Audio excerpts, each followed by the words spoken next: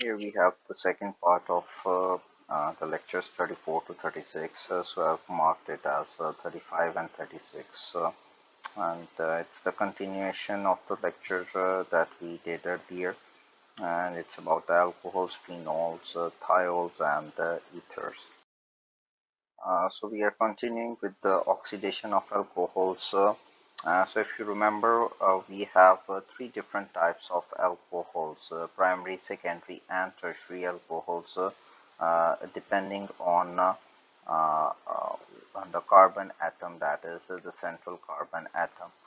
So the primary alcohol is the one that is attached with only one R group or attached with only one other carbon atom. Secondary carbon or secondary alcohol is the one which has two attached R groups, and tertiary is the one with three R groups. So this oxidation process, which is also called as dehydrogenation, as what is happening in the reaction is we are taking out the hydrogen atom, and along with the hydrogen atom, electron also goes out. That is why it is known as oxidation, which stands for loss of electron. So do remember, oxidation for alcohols is only possible if the alcohol is primary or secondary. Tertiary alcohols do not undergo oxidation, and when the primary and secondary alcohols undergo oxidation, the products will be, for primary alcohols will be aldehydes, and for secondary alcohols it will be ketones. And we can see a typical aldehyde and a typical ketone at the bottom of the slide as well. So as we saw in the previous slide, the oxidation of primary alcohols will give us the product which is known as aldehyde. So a typical primary alcohol is there in the presence of an oxidizing agent. It gives rise to an aldehyde.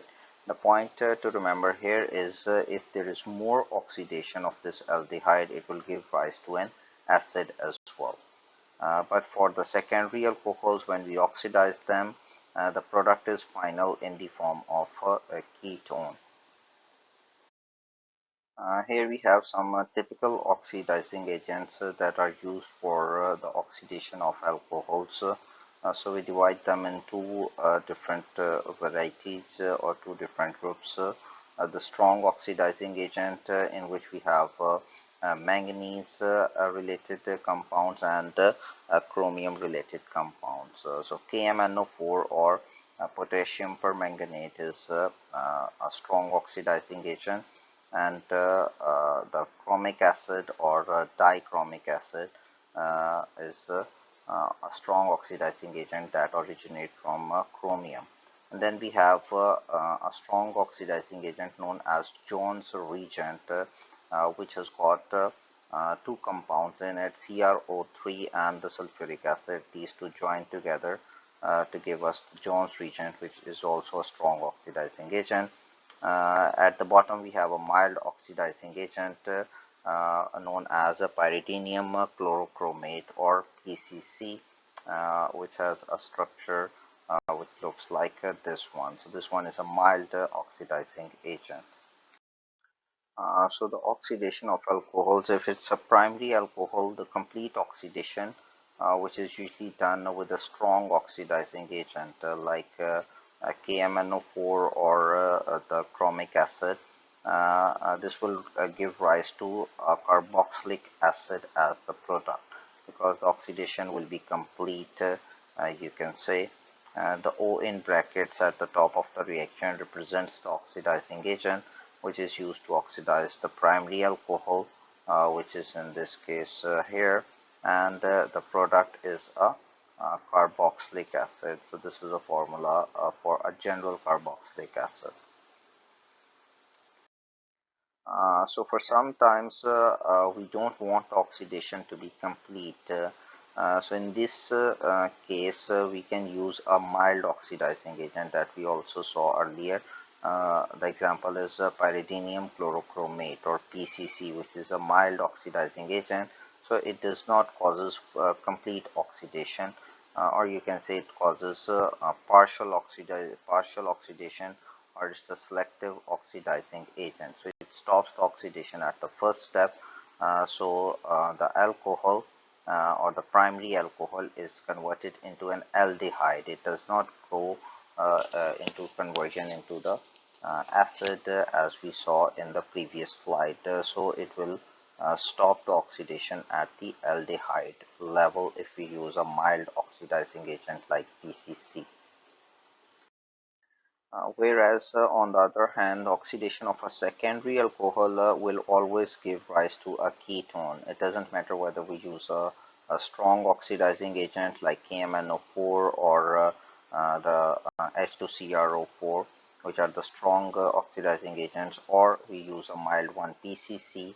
The secondary alcohol will always oxidize to ketone. There is no partial oxidation in this scenario, and the reaction we can also call it an elimination reaction because two hydrogens are taken out of the secondary alcohol, and the product will be known as a ketone molecule.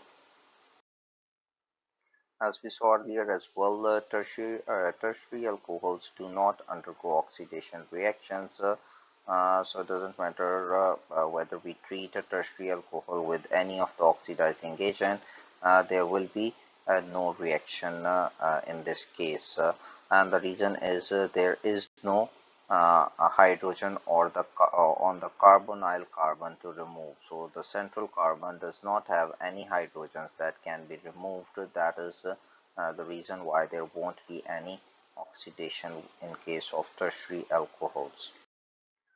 So in a biological system, or we can also call it an organic system, these oxidation and reductions can be tracked, and they are defined as these simple definitions, but they are really important to remember.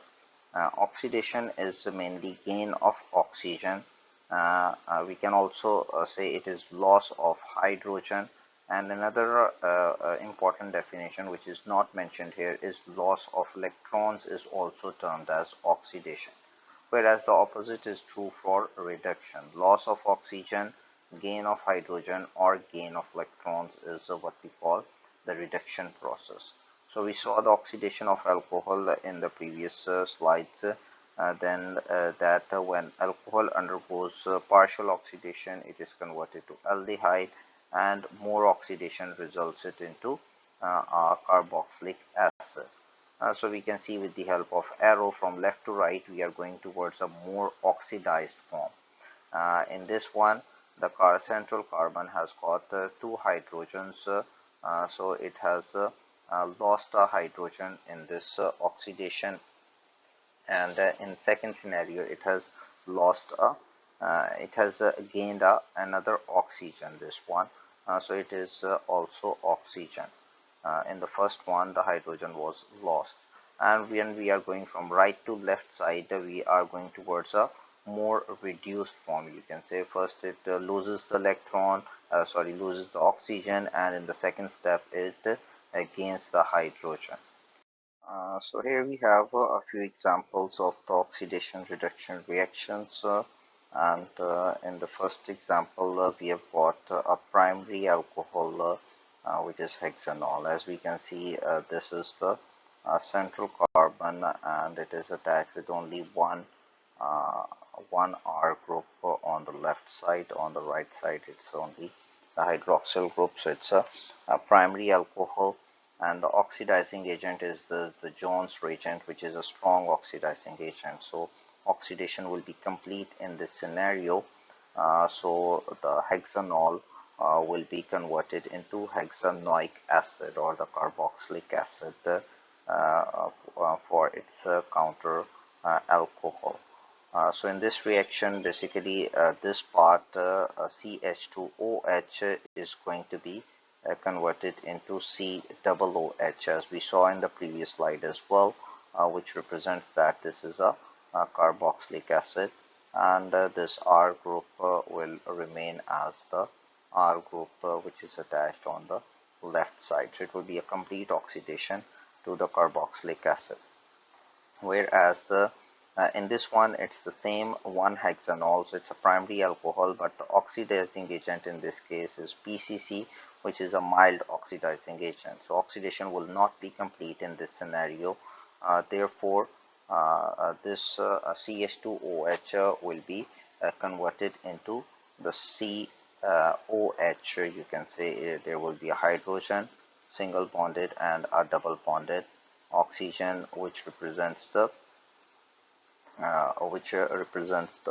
ketone group, which represents the aldehyde. So this one is the aldehyde group CHO, which is the product of incomplete or partial oxidation, as in this case.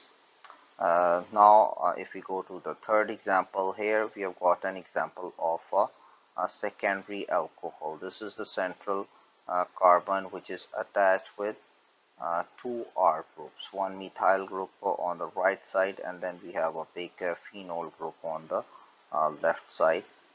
So the point to remember is there are two R groups attached, so this one is a secondary alcohol.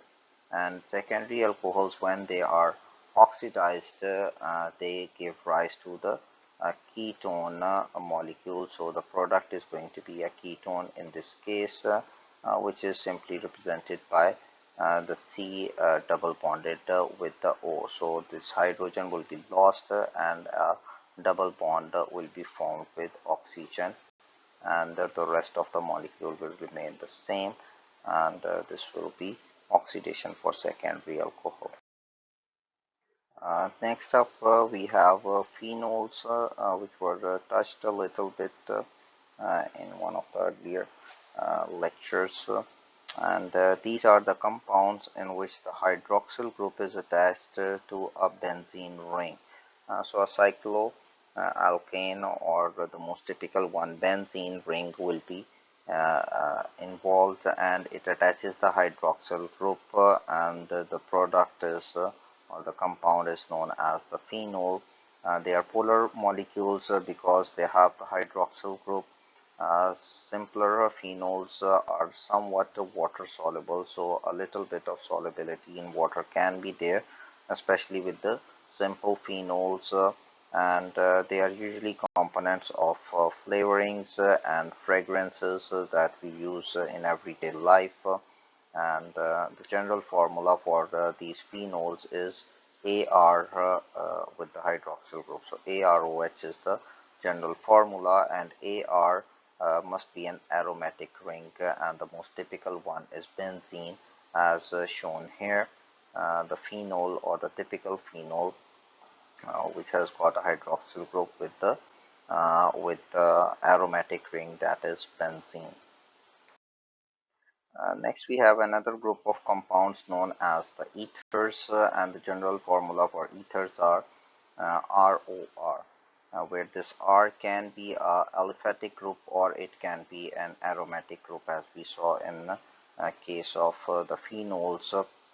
And they are slightly polar due to the carbon, which is double bonded with the oxygen. But an important point to remember is they do not form a hydrogen bond to one another, as there are no hydroxyl group present in them. And this is a general diagram for the ether, as we can see a central oxygen and joined with two R groups.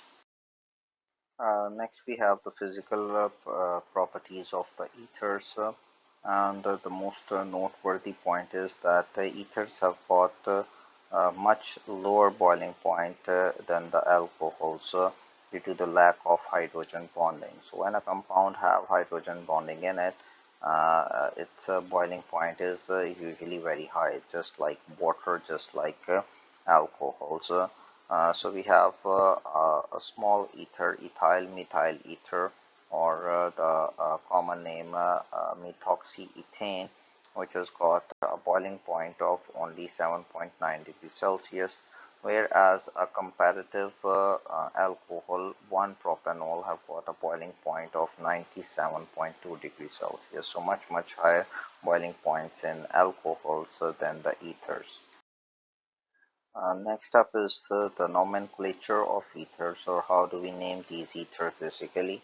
So ethers are usually have the common names, and these common names consist of the name of the two groups that are attached with the central oxygen, and they will be in the alphabetical order, or sometimes they can be in the size followed by the word ether at the end.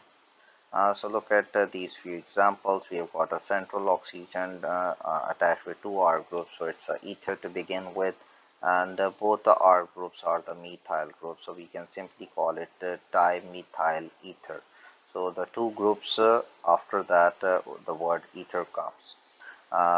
This one has got one methyl group on the left side, and the right one is the ethyl group. So we have ordered them, we can arrange them alphabetically. If alphabetically, we will call it ethyl, methyl, ether, because E comes before the M, or as is written here, that we can arrange them in order of their size as well. So if it comes to the size, then it will can also be called as methyl, ethyl, ether. Both are common names and both are correct. In this case, one is the ethyl group on the left side, and the other one is isopropyl group. So this one will be called ethyl isopropyl ether. Then we have got a couple of examples at the bottom as well. This one is right side is methyl group, and on the left side we have got 5 carbons. It's a pentyl group. So this can be simply called as a methyl pentyl ether, whereas this one is a benzene ring, so it's a benzyl group, and on the left side is a ethyl group. Two branches shows that there will be a carbon there at the top one and a carbon at the bottom one as well. So when these are open-ended branches, it automatically means that there are carbons present here, and we have to fill up these carbons with the hydrogens as well. So both of these will have a CH3 group attached, and this one will be a ethyl group. So this whole compound will be called a ethyl benzyl ether. Next we have the reactions of the ethers, and how to prepare these ethers, what kind of reactions these ethers are involved in. And the basic thing to remember is that ethers are moderately inert. Inert means the molecules that do not like to undergo chemical reactions. It does not easily or normally react with other molecules. So do not normally react with the reducing agents or bases. So moderately inert molecules. They are extremely volatile and highly flammable, so they can easily catch fire. In other words, easily oxidized in air, so they can be burnt very easily.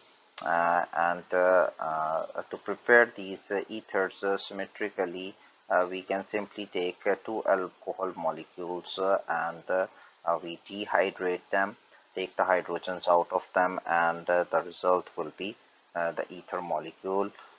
Requires high temperatures or heat, and an acid catalyst is also necessary for this reaction. So two alcohol molecules can be joined together if we have a high degree temperature plus the catalyst, which is an acid in this case. The product will be ether and the water molecule. So these ethers have got a very important medical use, commonly used in the hospital settings, and the use is basically they are used as an anesthetics. So whenever there is an operation or a patient needs to be sedated, these anesthetics are used, which basically reduce the pain, and the patient does not feel pain in that area.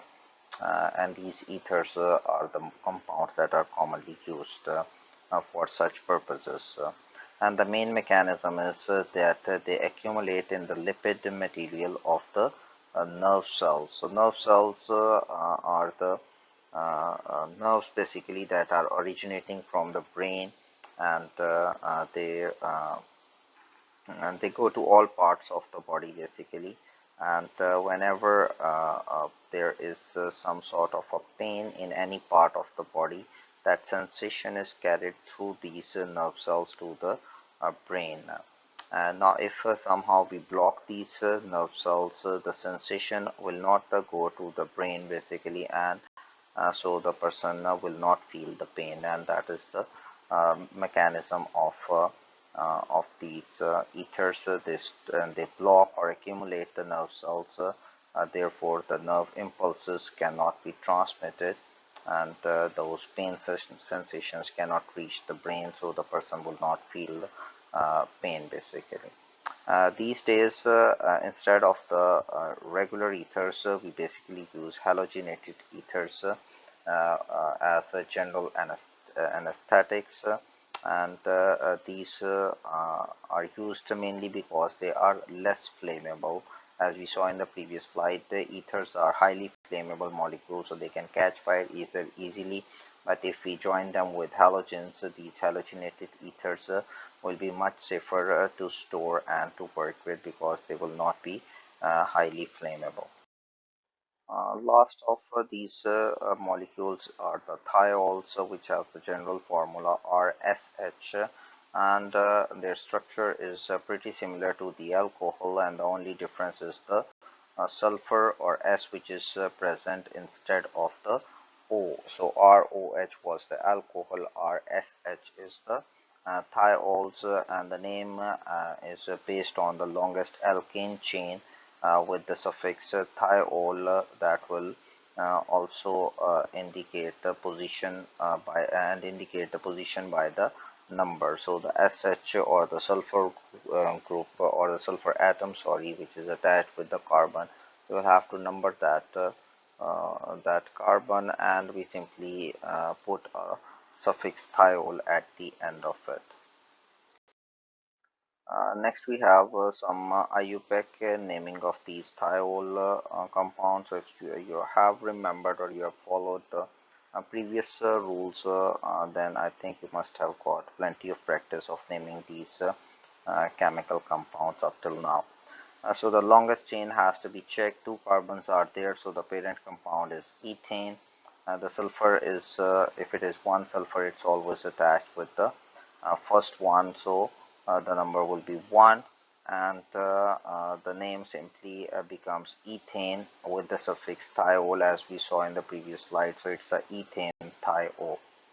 Second one has got two SH groups attached with the two carbons, which are carbon 1 and 2. So parent compound is again ethane, but because of the two groups, we will have to specify the numbers now. 1, 2 ethane dithiol. It will be, this di is for representing the two sulfur atoms in the molecule. Then we have a butane with the SH group attached with carbon number 1.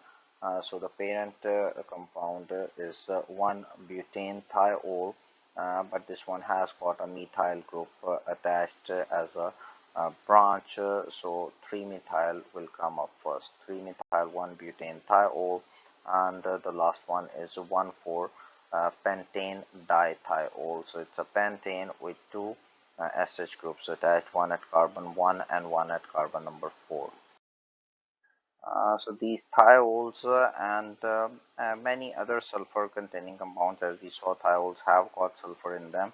So thiols and any other sulfur containing compounds usually have got a really bad smell, as we call it, nauseating aromas. Nausea is a condition in which the person is feeling like throwing up, feeling like vomiting, that is nausea. So the smell is really bad for these thiols, nauseating smell or nauseating aromas.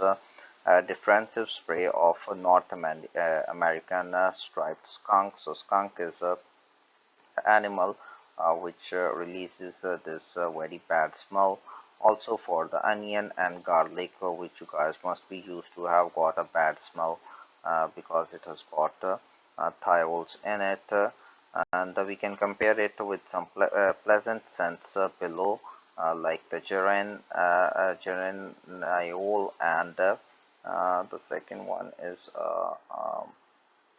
phenyl ethanol, which is usually used on the scents or the perfumes. Last up, we have the disulfide formation. And these thiol groups that we saw can join with other thiol groups, and such a compound is known as a disulfide bridge, and it's a very critical factor in some of the protein structures. And the example here shown is two amino acids, that is cysteine, and both have got these thiol groups, as we can see here, the SH group of this one cysteine at the bottom, and the other one possibly I can highlight with another marker so you can see better. So this one is the thiol group of the top amino acid. Both are the same amino acid, cysteine, and they can join with each other in oxidation process, and the result will be the disulfide bond, or the disulfide bridge, as we call it, and this makes the proteins very strong and has got a very important role in the primary structure of the proteins. Do remember that the product is known as cysteine. The only difference is the letter E, which is there in the singular amino acid cysteine. So two cysteines join together to give a cysteine with this disulfide bond or disulfide bridge, which makes the protein much stronger. So the same thing is written in the text as well. Two cysteine molecules can undergo oxidation to give us a cysteine, and the newly bond formed is known as the disulfide bond, or sometimes we call it a disulfide bridge as well, because the bond is very strong. So the last slide has got the summary of the reactions that we have discussed throughout this lecture. So it's a good revision slide. Once you have gone through the whole lecture in a quick time revision, this slide can be very useful.